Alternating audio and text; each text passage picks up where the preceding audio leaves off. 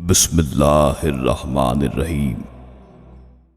سورۃ الکہف۔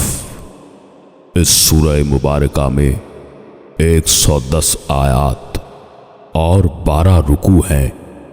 یہ سورت مکی ہے۔ شان نزول سورۃ الکہف۔ یہ سورت بالاتفاق علماء مکہ مکرمہ میں نازل ہوئی۔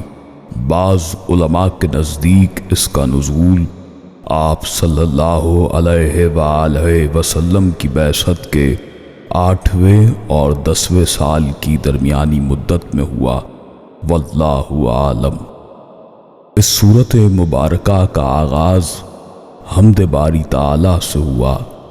اس سے پہلی سورہ بنی اسرائیل کو لفظ سبحان سے شروع کیا گیا اور اس سورت کو الحمدللہ سے شروع فرمایا ہے، کیونکہ قرآن مجید اور احادیث میں سبحان اللہ کا لفظ الحمدللہ پر مقدم ہوتا ہے۔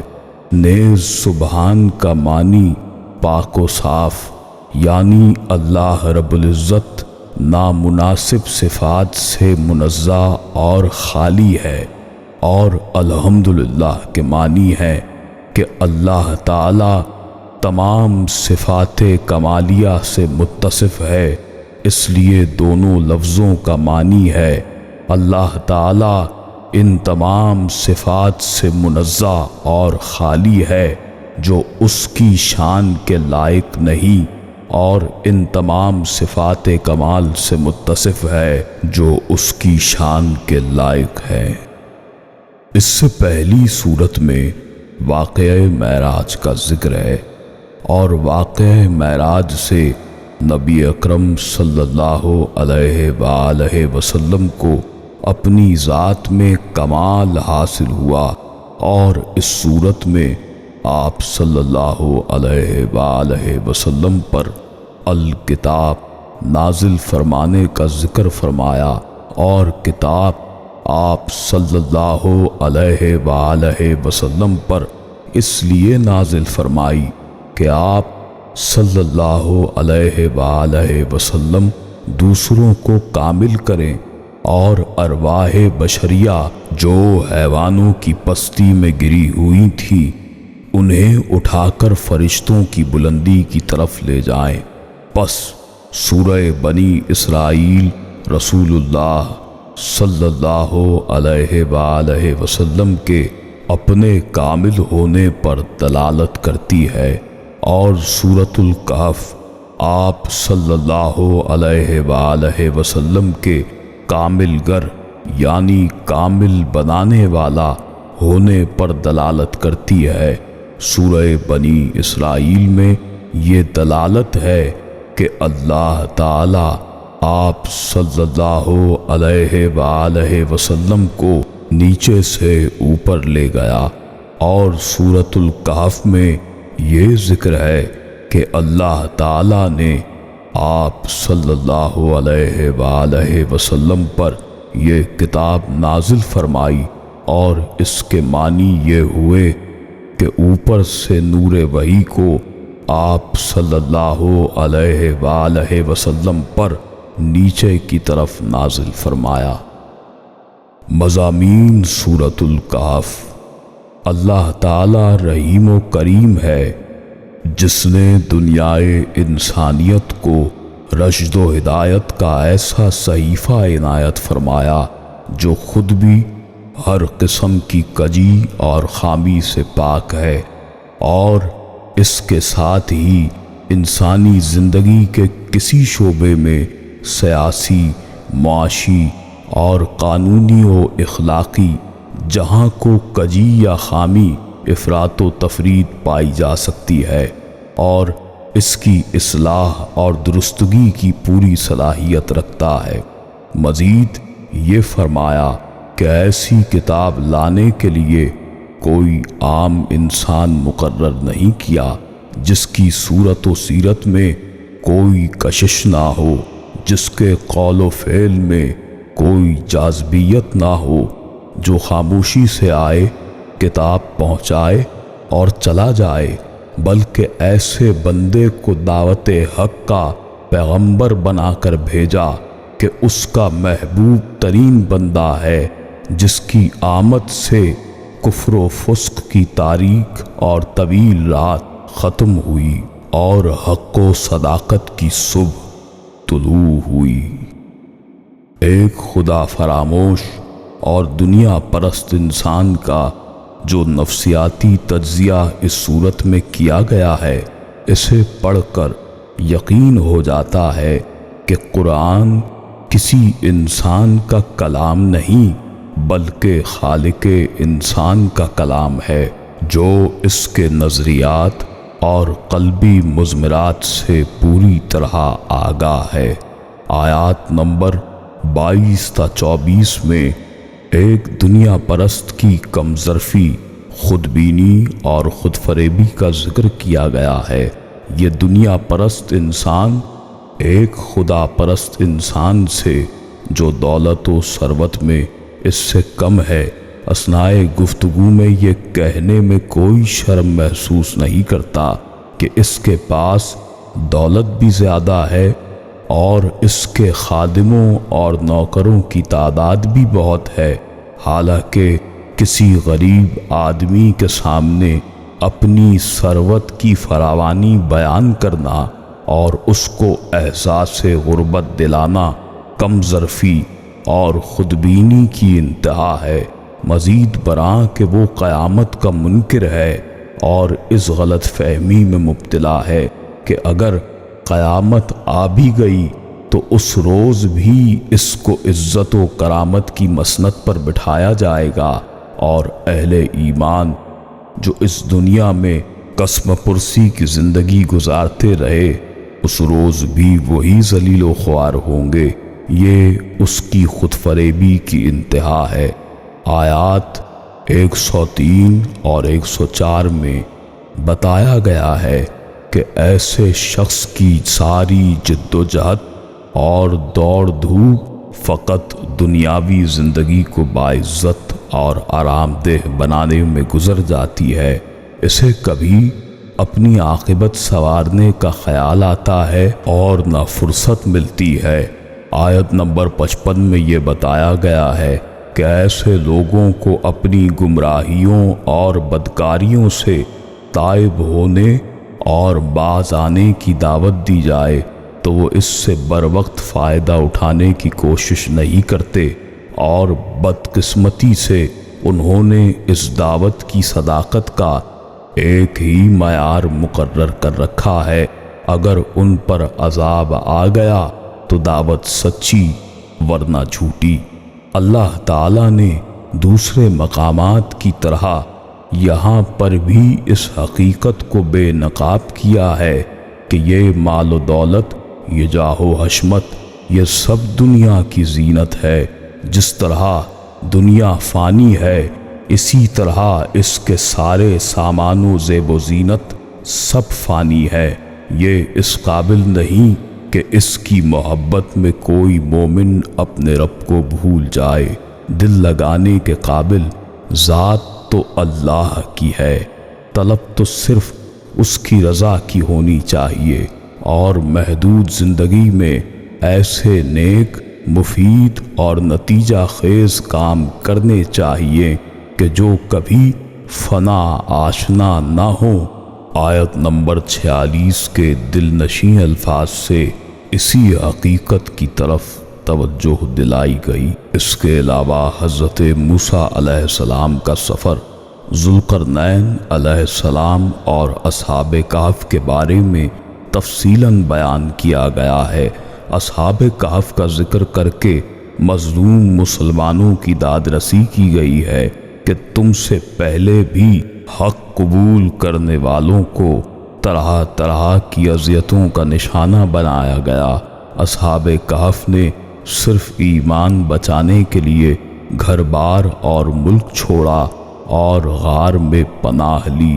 حضرت موسیٰ علیہ السلام کے سفر سے علم و حکمت کے حصول کا درس دیا گیا ہے، اور اس ضمن میں چند واقعات بیان کر کے پیچیدہ عقدہ حل فرما دیا گیا کہ اس دنیا میں اکثر ایسے واقعات روح پذیر ہوتے رہتے ہیں جن کی ہم توجیہ نہیں کر سکتے، جس طرح ان 3 واقعات سے جب حضرت خضر علیہ السلام نے پردہ اٹھایا تو حضرت موسیٰ کلیم اللہ علیہ السلام کی برہمی و ناراضگی خود بخود دور ہو گئی۔ ذوالقرنین علیہ السلام کا واقعہ بیان کر کے ایک مومن حکمران کی خوبیوں کو ظاہر فرما دیا کہ وہ باوجود قوت و اقتدار کے اپنی رعایا پر مہربان، عادل اور شفیق ہوتا ہے۔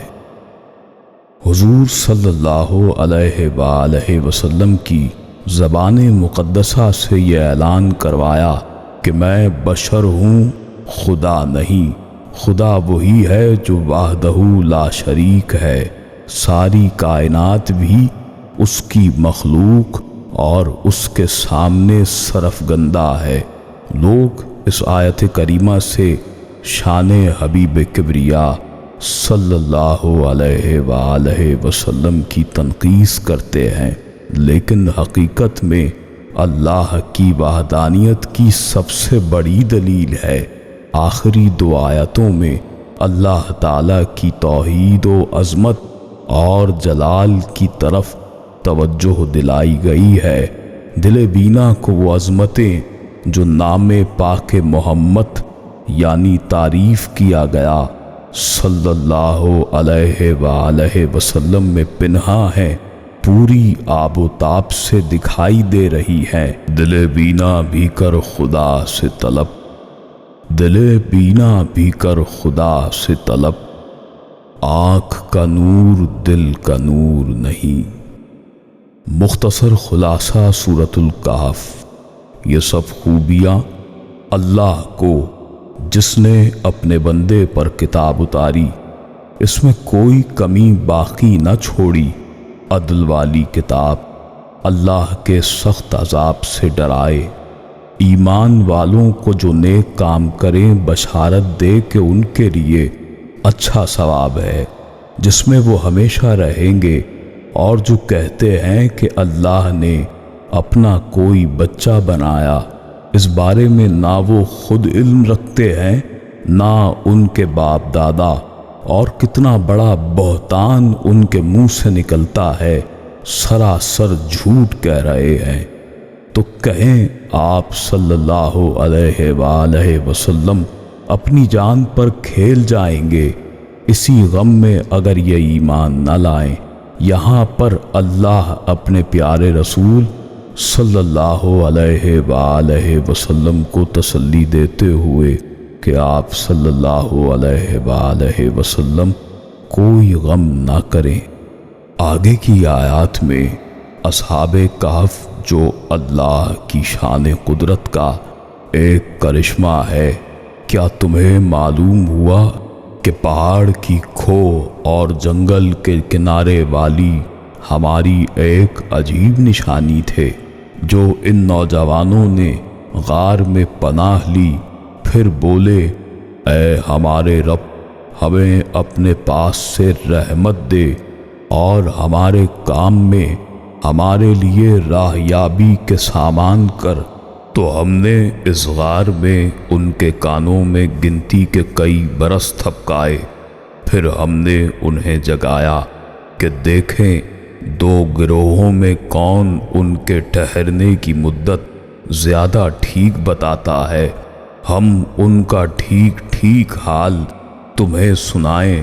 وہ کچھ جوان تھے کہ اپنے رب پر ایمان لائے، ہم نے ان کی ہدایت بڑھا دی اور ان کی ہم نے ڈھارس بندھائی، جب کھڑے ہو کر بولے ہمارا رب وہ ہے جو آسمان زمین کا رب ہے، ہم کسی کو معبود نہ پوجیں گے، اگر ایسا ہو تو ہم نے حد سے گری ہوئی بات کہی۔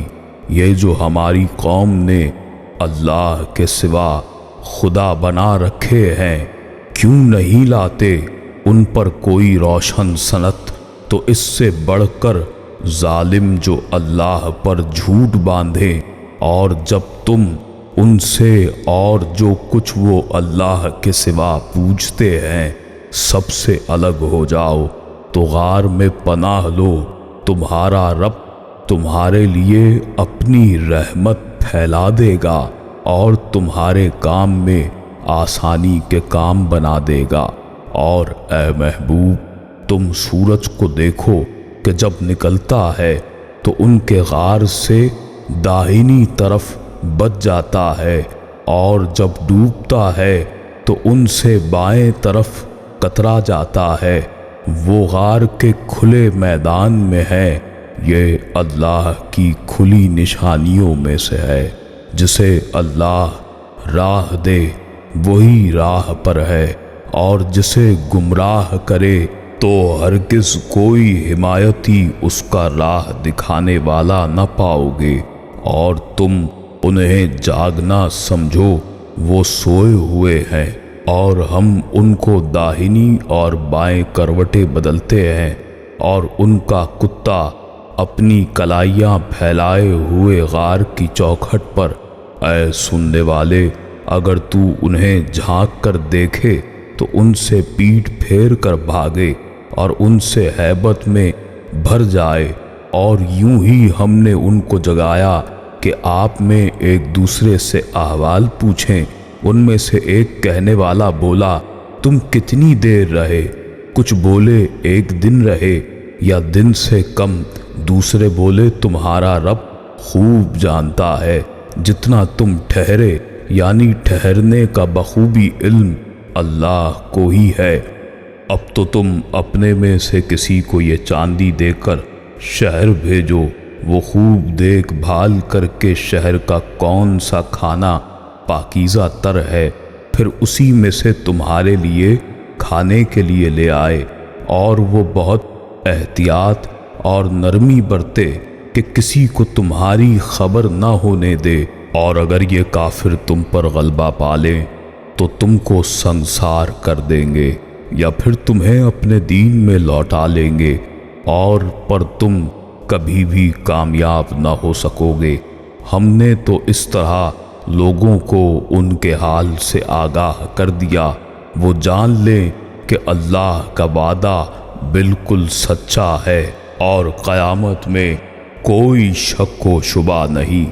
جبکہ وہ اپنے امر میں آپس میں اختلاف کر رہے تھے، کچھ تھے کہنے لگے کہ ان کے غار پر ایک عمارت بنا لو، ان کے رب کو ان کے حال کا زیادہ علم ہے۔ جن لوگوں نے ان کے بارے میں غلبہ پایا وہ کہنے لگے، ہم تو ان کے آس پاس مسجد بنائیں گے۔ کچھ لوگ تو کہیں گے کہ اصحاب کہف 3 تھے اور چوتھا ان کا کتا، کچھ کہیں گے 5 تھے اور چھٹا ان کا کتا تھا۔ غیب کی باتوں میں اٹکل کے تیر چلاتے ہیں، کچھ کہیں گے وہ 7 ہیں اور 8واں ان کا کتا۔ آپ صلی اللہ علیہ وآلہ وسلم کہہ دیجئے کہ میرا رب ان کی تعداد کو خوب جانتا ہے اور انہیں بہت کم لوگ جانتے ہیں، بس آپس میں ان کی بابت صرف سرسری گفتگو ہی کریں اور ان میں سے کسی سے ان کے بارے میں پوچھ گچھ بھی نہ کریں۔ وہ لوگ اپنے غار میں 300 سال تک رہے اور 9 سال اور زیادہ گزارے، اور آپ صلی اللہ علیہ وآلہ وسلم کہہ دیں کہ اللہ کو ہی ان کے ٹھہرے رہنے کی میعاد کا بخوبی علم ہے۔ آسمانوں اور زمینوں کا علم اللہ ہی کو ہے، اور وہ کیا اچھا دیکھنے سننے والا ہے۔ سوائے اللہ کے کوئی مددگار نہیں، اور وہ اپنے حکم میں کسی کو شریک نہیں کرتا۔ اس صورت میں اللہ نے اپنے نیک بندوں جنہوں نے اللہ کے لیے اپنا وطن گھر چھوڑا، اللہ نے ان کی شان بڑھائی، اور اس آیت سے یہ بھی ثابت ہوتا ہے کہ جو اللہ پر بھروسہ کرتا ہے اللہ ان کی بہت مدد کرتا ہے۔ یہ اصحاب کہف اللہ نے انہیں اپنی نشانیاں قرار دی ہیں، اور لوگوں کو منع کیا ہے کہ وہ ان کے بارے میں زیادہ حجت نہ کریں، اور اپنی جان ان سے مانوس رکھو جو صبح و شام اپنے رب کو پکارتے ہیں، اس کی رضا چاہتے ہیں، اور تمہاری آنکھیں انہیں چھوڑ کر اوروں پر نہ پڑیں۔ کیا تم دنیا کی زندگی کا سنگھار چاہو گے اور اس کا کہنا نہ مانو جس کا دل ہم نے اپنی یاد سے غافل کر دیا؟ اس آیت میں رسول اللہ صلی اللہ علیہ وآلہ وسلم کے وہ صحابہ اکرام علیہم الرضوان جو بالکل غریب و مسکین تھے، ان کی طرف رحمت کی نظر فرمانے کا حکم ہے۔ آگے کی آیات میں اللہ نے ان دو لوگوں کا واقعہ بیان کیا ہے، ایک نے اللہ کی شکر گزاری کی اور ایک نے ناشکری کی، اس کے سبب تمام کھیت اور پھل غارت کر دیے۔ آگے کی دوسری مثال یا کہاوت زندگانی کی کہاوت، جیسے ایک پانی ہم نے آسمان سے اتارا تو اس کے سبب زمین کا سبزہ گھنا ہو کر نکلا کہ سوکھی گھاس ہو گیا، جسے ہوائیں اڑائیں۔ اللہ ہر چیز پر قادر ہے، یعنی کہ اللہ کے قبضہ قدرت میں سب کچھ ہے، کچھ بھی ایسا نہیں کہ جو ناممکن ہو۔ آگے کی آیت میں اللہ نے تخلیق انسان، مرنا جینا اور دنیاوی غلط حرکت کے سبب عذاب اور اچھے کاموں کے سبب جنت کی بشارت یاد کرو، جب موسیٰ علیہ السلام نے اپنے خادم سے کہا کہ ہمارا صبح کا کھانا لاؤ، بے شک ہمیں اپنے سفر میں مشقت کا سامنا ہوا۔ وہ بولا، بھلا دیکھیے تو جب ہم نے اس چٹان کے پاس جگہ لی تھی تو بے شک میں مچھلی کو بھول گیا اور مجھے شیطان نے ہی بھلا دیا کہ میں اس کا ذکر کروں۔ اس نے تو سمندر میں اپنی راہ لی ہے۔ موسیٰ علیہ السلام نے کہا، یہی تو ہم چاہتے تھے، اور پیچھے پلٹ کر اپنے قدموں کے نشان دیکھے تو ہمارے بندوں میں سے ایک بندہ پایا جسے ہم نے اپنے پاس سے رحمت دی اور اپنا علم لدنی عطا کیا۔ اس سے موسیٰ علیہ السلام نے کہا کہ میں تمہارے ساتھ رہوں اس شرط پر کہ تم مجھے سکھا دو گے نیک بات جو تمہیں تعلیم ہوئی۔ کہا، آپ علیہ السلام میرے ساتھ ہرگز نہ ٹھہر سکیں گے اور اس بات پر کیوں کر صبر کریں گے جسے آپ علیہ السلام کا علم محیط نہیں۔ کہا، ان قریب اللہ چاہے تو تم مجھے ثابت قدم پاؤ گے، میں تمہارے کسی حکم کے خلاف نہ کروں گا۔ تو کہا کہ اگر آپ علیہ السلام میرے ساتھ رہتے ہیں تو مجھ سے کسی بات کا نہ پوچھنا جب تک میں خود اس بات کا ذکر نہ کروں۔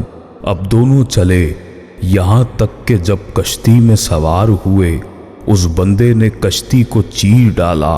موسیٰ علیہ السلام نے کہا کہ کیا تم نے اسے اس لیے چیر ڈالا کہ اسے ڈبو دو؟ بے شک یہ تم نے بری بات کی۔ کہا، میں کہتا تھا آپ علیہ السلام میرے ساتھ ہرگز نہ چل سکیں گے۔ پھر موسیٰ علیہ السلام نے جواب دیا، مجھ سے میری بھول پر گرفت نہ کرو اور مجھ پر میرے کام میں مشکل نہ ڈالو۔ پھر دونوں چلے، یہاں تک کہ ایک لڑکا ملا، اس بندے نے اسے قتل کر دیا، یعنی لڑکے کو۔ موسیٰ علیہ السلام نے کہا، کیا تو نے ایک ستھری جان کو بے کسی جان کے بدلے قتل کر دی؟ بے شک تو نے بہت بری بات کی۔ کہا، میں نے آپ علیہ السلام سے کہا تھا کہ آپ علیہ السلام میرے ساتھ ہرگز نہ چل سکیں گے۔ کہا، اس کے بعد تم سے کچھ پوچھوں تو میرے ساتھ نہ رہنا۔ پھر دونوں چلے، ایک گاؤں والوں کے پاس آئے اور دہقانوں یعنی کسانوں سے کھانا مانگا۔ انہوں نے انہیں دینا قبول نہیں کیا۔ پھر دونوں اسی گاؤں میں ایک دیوار کے قریب گئے جو گری ہوئی تھی۔ اس بندے نے اسے سیدھا کر دیا موسیٰ علیہ السلام نے کہا تم چاہتے تو اس پر کچھ مزدوری لے لیتے۔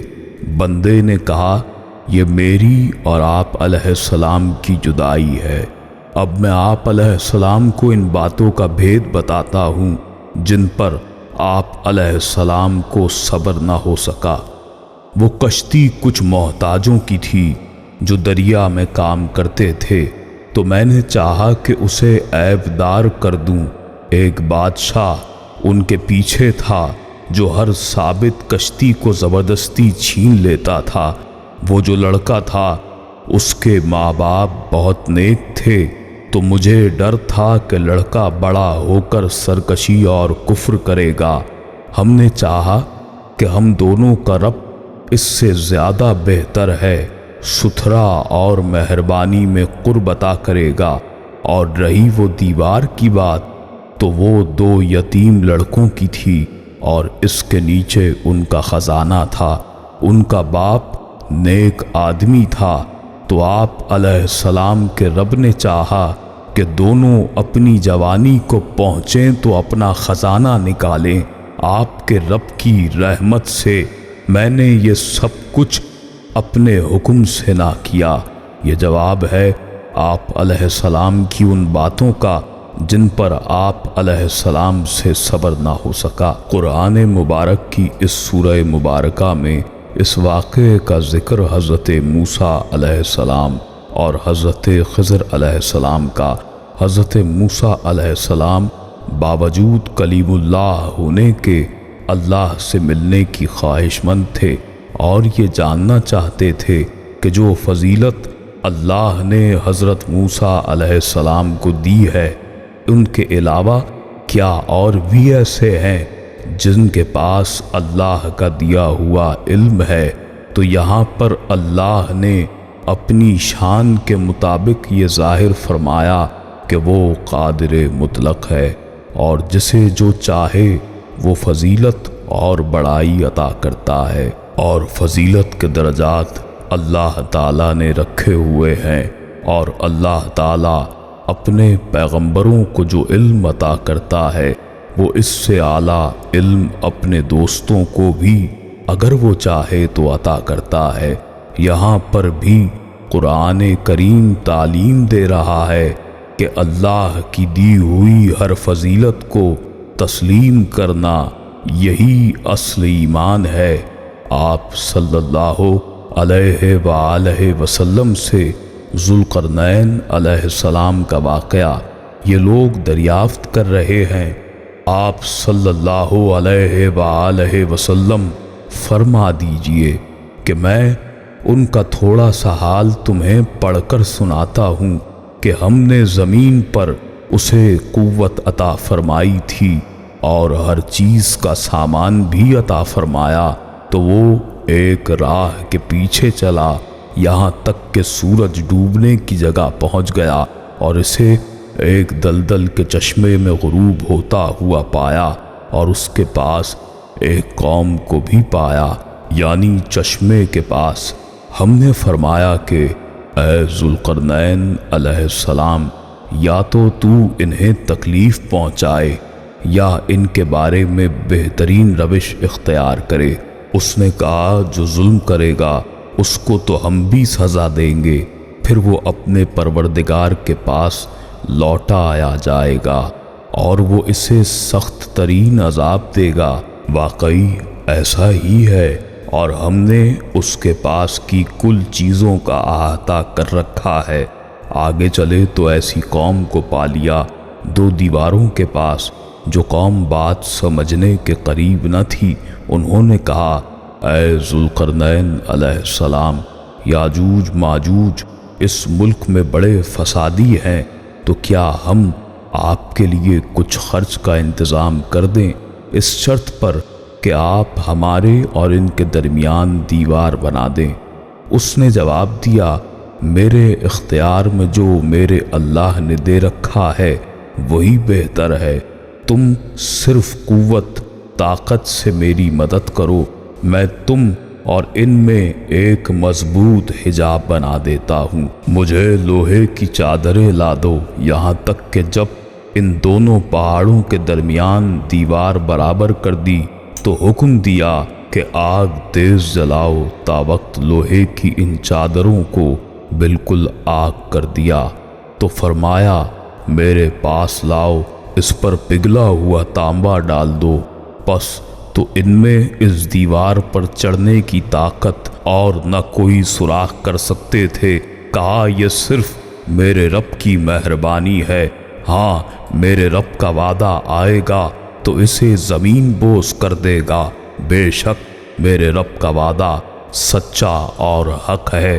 یہ وقت قوم یاجوج ماجوج جو کہ قرب قیامت کے وقت ظاہر ہو